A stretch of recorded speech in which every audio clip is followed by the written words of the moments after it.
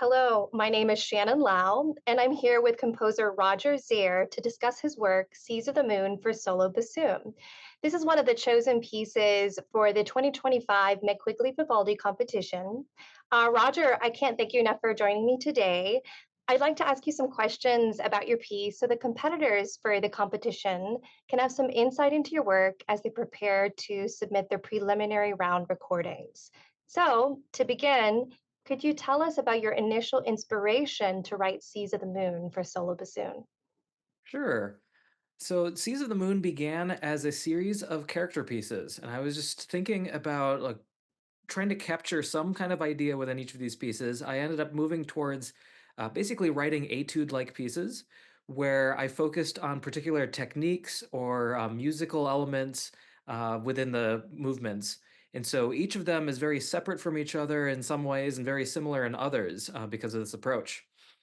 So, for example, the first movement is all about lyrical lines and about a sense of freedom within those lines. The second movement is about jumping rhythms that then creates multiple layers of these lines with a lot of virtuosity involved. And the third movement is very free, even more free than the first movement. In fact, there are no bar lines. And so it's essentially like you choose how much rubato and what tempo to let it flow, but it's not locked in any way. And my idea for that movement was a very gradual ascent to the very top of the bassoon's register. The fourth movement is inspired by heavy metal music, and so it's very rock oriented, very rhythmic, a lot of offbeats, a lot of extended techniques in that one. So I was focusing on what are some unusual sounds the bassoon can make besides just the normal pure tones that you normally make. So there are timbre trills. And flutter tongues that I use in that to kind of create a grunginess of some of the sounds. Grunginess, love that word. Well, could you tell us about the meaning behind your work's title and the movements, Seas of the Moon, and these movements? Sure. Yeah, I came up with the title after I'd been writing the music already. I love looking up in the night sky. It's just beautiful. I love thinking about outer space, and science fiction is my favorite genre. I just enjoy the imagination that it takes because it's really hard for us to go out there and experience it. And only recently, very recently in human history, did we actually get a chance to leave the planet and go to the moon. And it's been a while now. It's been a whole generation since then. But originally, we didn't know what the moon was. It was this bright thing that showed up in the night sky, and occasionally you could see it in the daytime too. It kept on going around, and it had this really interesting pattern of light and dark spots on it. And you notice this every time you see, especially the full moon that we've got right now, that's so bright. I'm seeing a lot of pictures of it on Facebook that people are posting. But these light and dark spots, we had no idea what they were for the longest time, and so everyone's imagination started working, and people would imagine that those were actual bodies of water, just like we had on Earth, but way up in the moon, far away. And so they gave them amazing names that were very descriptive about those bodies of water, even though if you look closely, you can't really tell anything. It doesn't look like it's really a body of water. It's not like acting like a body of water, but it kind of looks like the shape of one. So some of these names, the most famous one is Mare Tranquillitatis, which means Sea of Tranquility, and that's where Apollo 11 landed in 1969. And so each of these kind of dark areas has its own really descriptive name. The first movement, I chose Mare Vaporum, which translates to Sea of Vapors. I'll apologize in advance if I mispronounce the Latin. I've never taken Latin. All these names are in Latin. And I think I'm pronouncing it close to ballpark, but I'm sure someone who actually speaks or knows the Latin pronunciation will be able to fix this later. So Yeah, I can't help on that end either. So yeah, you're so give it I your best shot. and I apologize in advance to everyone who is like talking about this piece before playing it and has to say these Latin names. If you want, just say the English translations, and that's fine. So Mare Vaporum, Sea of Vapors. I love the imagery of that, and so I've been writing this very free flowing and kind of amorphous shape. All the phrases are different lengths, uh, and so I was trying to make a free and rhapsodic piece of music, and that title seemed to fit really well. There's a long, wistful melodic line that goes through the whole thing. The second movement, Mare Crisium, translates to Sea of Crises. And when I introduced this piece a little while back, I said that the crisis in this piece is that the bassoonist only is playing one instrument at a time, but it's going to sound like they're playing two or three. Oh Uh, my. I use a lot of jumping around, and I've seen this done with many other instruments. It's a really great musical illusion. If you start jumping around quickly, back and forth between certain registers, then it sounds like you've got multiple instruments playing at the same time. Mhm. And so, if you're able to get this quick enough, then it's going to create this illusion, and it's going to be extremely impressive, hopefully, to the listener to hear one person making such a complex sound.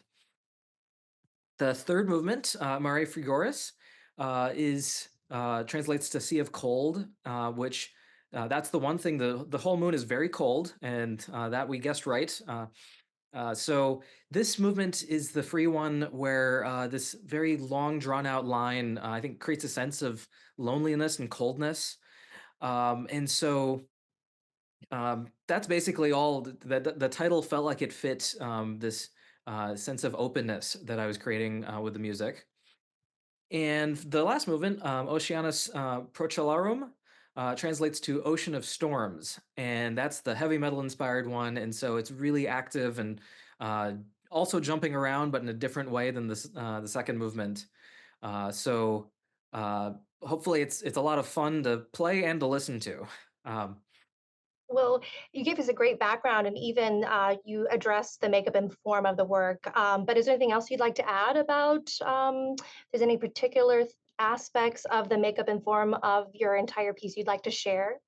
Sure. Yeah. The each movement tends to be in an arch form, and so that means that it starts out simply. It's just stating its idea, but because each of these movements is really based on single focus, whether it's a single melody that just unfolds, or a technique, or a couple techniques, like in the fourth movement, where I'm alternating between them and using them more and more. The single focus kind of dominates the shape of the music. It starts simply and then it builds as each movement goes on. Interesting thing, the fourth movement is a build in some ways, but also it pulls back at the same time. It instead of going faster and faster, which would build more energy, it slows down and gets heavier through most of the movement. A little over two-thirds of it, it's slowing down gradually as more of these kind of dark and uh, very crunchy sounds starts happening more and more in the piece, and then it's just sort of like you're winding a spring, and then Mhm. when you let go and suddenly it pops back. That's what happens in the last page of that movement, and suddenly it speeds back up to the speed that it was going at the beginning, like it's rebounding. But the other three movements I think are even more clear about this sense of it's building up towards a high point in the bassoon. It's adding rhythmic intensity as it builds this energy. And then at the end, it kind of recedes gradually back to an endpoint. Um, Great, great. Mhm. Um, so to continue these sort of recommendations farther, do you have some additional insight you'd like to share with those bassoonists that are preparing for the competition? What would you like them to come away with as they work on and perform your piece? And besides from that, other bassoonists who stumble upon this video, who discover this work, what would you like them to come away with? I hope it expands their horizons and also expands their audience's horizons, and it shows the bassoon as an instrument that can have many facets and do many things really well. Using all those registers, I love this about so many instruments, that the registers sound different from each other. The high Mhm. register is distinct from the middle register and the low register, and I try to take advantage of that aspect. Also, the way that the bassoon articulates so well, and the way that the bassoon is lyrical. So combining all of these things together, I hope that it sounds like a piece that you haven't heard before, and that you're able to express something through that, because it's a brand new experience for the listener, and hopefully a brand new experience for a performer who's preparing this piece in these ways. That It broadens the way that you can think about musical expression. I always think about like, what is my music saying? Does it have an image that it's trying to create or a story that it's trying to tell?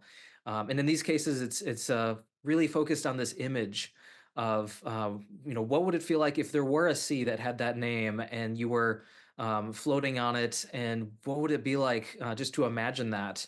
What would the music sound like that conveys this? And so uh, hopefully all of the combination of those techniques as well as the extensions and the expressivity that I'm always looking for will come through and will give the listeners and performers a journey that they can go on to the moon. Love it, journey. We all love our journeys. This is wonderful. Well, thank you so much, Roger. Those are all the questions I have for you. We hope that the competitors of the competition enjoy working on your work, which I think they will from how you've described it. And I hope that, you know, we have these bassoonists that are seeking these journeys apart from the competition come across your piece because it sounds like it's going to be a great experience for we bassoonists. And I can't thank you enough again. And Thank you. I hope you have a great rest of your day. Thanks, you too.